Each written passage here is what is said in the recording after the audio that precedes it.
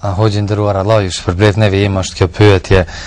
Thotë një të rishikuese, jam një femër që pres fëmijën e parë gjatë gjithë shtatzanisë, thotë kam probleme.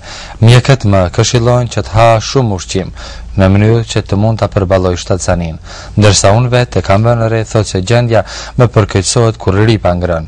Inshallah, thotë fëmia që pritet të lindë në fund të Ramazanit do të lindë ashtu normale. Thotë më tregoni, thotë se si duhet të shlyej këtë ditë.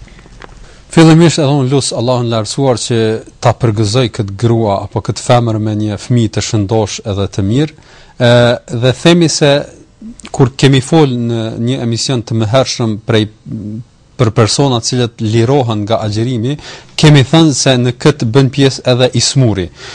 Në rastin konkret kur gruaja është në kohën e shtatzanisë dhe ballavaçohet me vështirësi gjatë kësaj kohe, atëra edhe ajo në këto raste apo në këtë kohë konsiderohet apo hyn në kategorinë e të sëmuarve.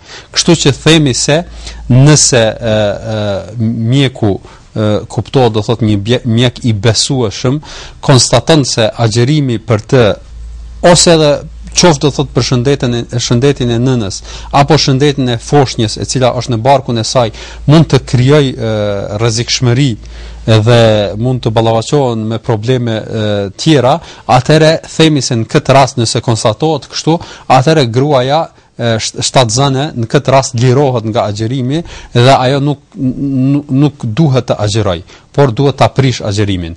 Por ajo që kërkohet në këtë rast është se pasi që përfundoj agjerimi, atëherë kur gruaja është në rrethana të lira, atëherë nga ajo kërkohet që ti kompenzoj ato ditë e lëna pa agjeruar gjatë ditëve të Ramazanit. Kështu do thot është në pyetje, në çështja, do thot nëse gruaja shtatzën ballavaçohet me probleme, qoftë rrezikshmëri për shëndetin e saj apo rrezikshmëri për shëndetin e foshnjës, atëherë ajo lirohet nga agjerimi dhe i kompenzon ditët e mbetura pasi që ndonjë kohë tjetër jashtë Ramazanit. Zoti i di më së miri. Allah ju shpërblet.